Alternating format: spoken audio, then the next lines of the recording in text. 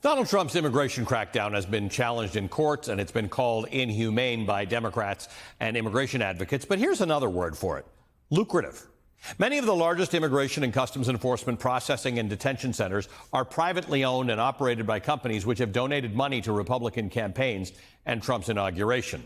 Privately run prisons, detention centers, and tracking systems are big business in the United States, with financial analysts projecting $9 billion in revenue across the industry this year. Two of the biggest for-profit incarceration companies are CoreCivic and GEO Group, which we've talked about before. GEO Group runs detention centers, but it also produces ankle monitors and tracking apps for migrants who might otherwise be detained. On the face of it, having someone wear an ankle bracelet for a non-violent matter is better and cheaper than detaining them. But federal agents are now using those non-detention tools to track and detain and ultimately deport people. Both companies have federal government contracts. ICE makes up 21% of CoreCivic's revenues and 43% of GEO Group's revenues, according to the Wall Street Journal. And GEO Group has embraced Washington's revolving door of hiring former and future border security and immigration officials to help it win government contracts. In a new ethics filing obtained by the Washington Post, the Trump administration border czar Tom Homan, who was deputy director of ICE in Trump's first term, disclosed that he received more than $5,000 in consulting fees from the GEO Group in the 2 years before he was appointed to his current role. May not sound like much, but the disclosure didn't actually require a more specific number. Over $5,000 is the number. GEO Group's political arm donated $500,000 to Trump's inauguration. GEO's head of client relations was the acting director of ICE during Trump's first term. The Washington Post counts at least 3 GEO executives who have worked for ICE previously. So when President Trump's border czar says the government needs space for 100,000 people in deportation centers across the country to accommodate detained migrants, he's not just talking about policy priorities. He's signaling business opportunities for America's for-profit incarceration companies. As of May 17th, the latest data we have, ICE estimated that it was detaining some 50,000 migrants. More recently, White House Deputy Chief of Staff Stephen Miller told ICE to boost arrests by nearly 3,000 migrants a day. Most of the additional space for new detainees will be supplied by companies like GEO Group and CoreCivic. No wonder the chief executive at CoreCivic told investors in a call in February, quote, "This is truly one of the most exciting periods in my career," end quote. That's something. One of the darkest periods in American history is one of the most exciting for that CEO. The latest Republican budget proposal earmarks $46 billion for ICE detention centers. Already some deals have been struck. GEO Group is reopening idle facilities in New Jersey and Michigan in deals that will net the company $130 million in their first full year of operation. The New Jersey facility received a 15-year contract that GEO Group valued at $1 billion. But it's not just the facilities that create money-making opportunities, it's everything in between. When ICE arrested the Palestinian activist Mahmoud Khalil in New York, he was transported to an ICE processing center in Louisiana owned by GEO Group. Moving him required a seat on the plane and then a bus. It required a bed for him to sleep in and food for him to eat. All of these are tabs picked up by you, the American taxpayer. We're not only detaining people without due process, we're paying a lot of money to do so. This is where the politics and the injustice and the money all intersect. Mass deportation was a Trump campaign promise. Cracking down on student protesters has been explicit policy. And enriching friends of the Trump administration? That's apparently part of the deal, too. All right, joining me now, two experts on the legalities of immigration and detention. Petra Molnar is the co-creator of the Migration and Technology Monitor, which examines the use of surveillance technologies and automation to screen and track people crossing borders. She's also the author of the book, The Walls Have Eyes, Surviving Migration in the Age of Artificial Intelligence. Rachel Barko is a professor at the NYU School of Law. She once served as a member of the U.S. Sentencing Commission. She's also the author of the book, Justice Abandoned, How the Supreme Court Ignored the Constitution and Enabled Mass Incarceration. Thank you to both of you for being here. Petra, let me start with you. There are technologies that are being used right now by the government with these companies.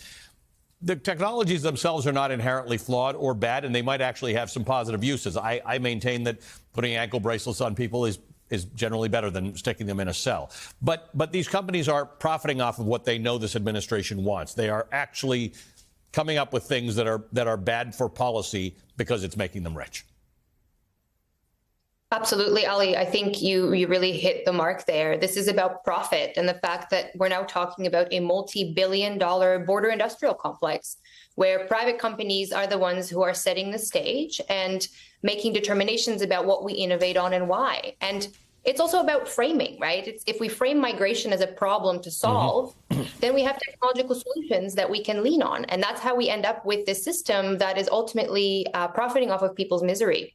Yeah, one day when we don't have migration, we'll realize what a problem to solve is. Rachel, let's talk about this border industrial complex. You've studied incarceration. We have a very high incarceration rate per capita in the United States. Countries that exceed us are countries that wouldn't surprise you, Iran and China and places like that.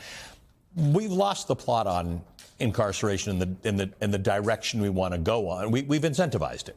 So incarceration and the technologies that flow from it are now, we're not solving an underlying problem here. No, and you have actors that make money off something, they become entrenched lobbyists. You know, they're giving big money. In the case of immigration detention, it almost all goes to Republicans. You know, about 89% of their donations go to Republicans because they know if they're in office, they're going to build up the immigration complex so that they'll make money off it. And that's what we've seen when it comes to incarceration, too. You know, they know that you have longer sentences, you build more prisons, there's money to be made. And a lot of the companies are the same, you know, so Civic Corps was a private prison company as well. And, you know, they move back and forth where they think there's money to be had.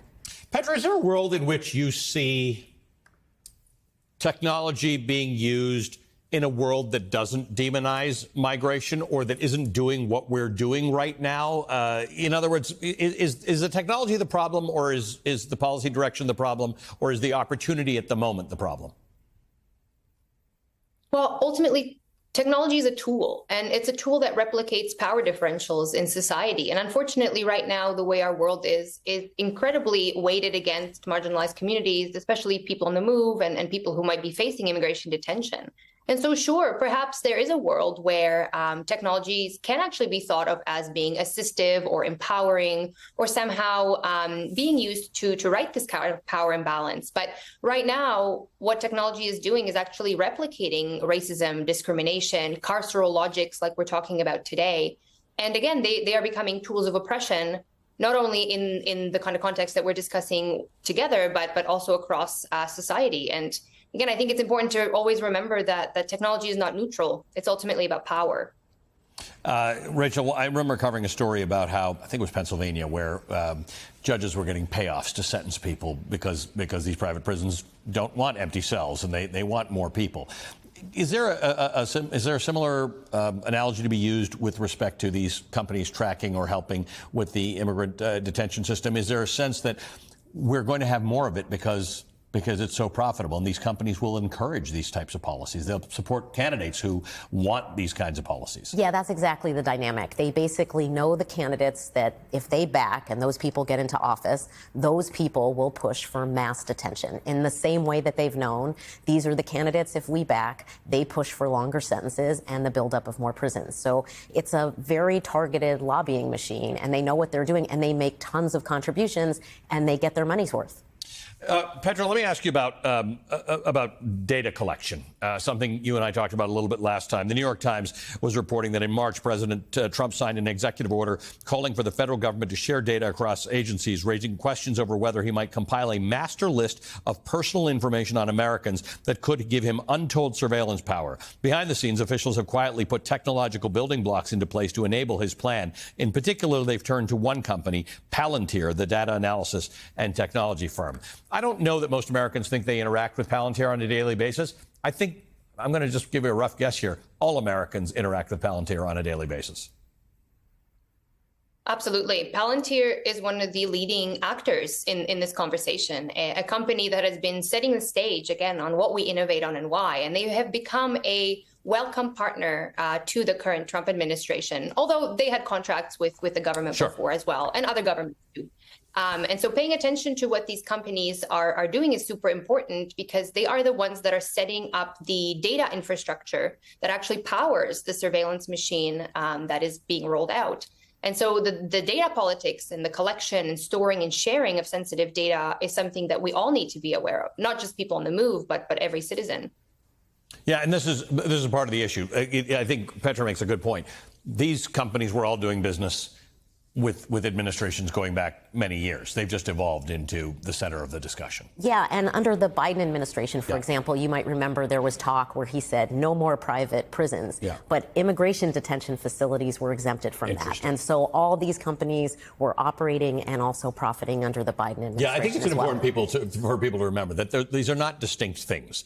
Immigration detention centers are still essentially private prisons. Yes. It's worthwhile to remember that. Thank you to both of you. Petra Molnar is the co-creator of the Migration and Technology Monitor and author of The Walls Have Eyes, Surviving Migration in the Age of Artificial Intelligence. Rachel Barko is a professor of law at NYU School of Law and author of Justice Abandoned, How the Supreme Court Ignored the Constitution and Enabled Mass Incarceration.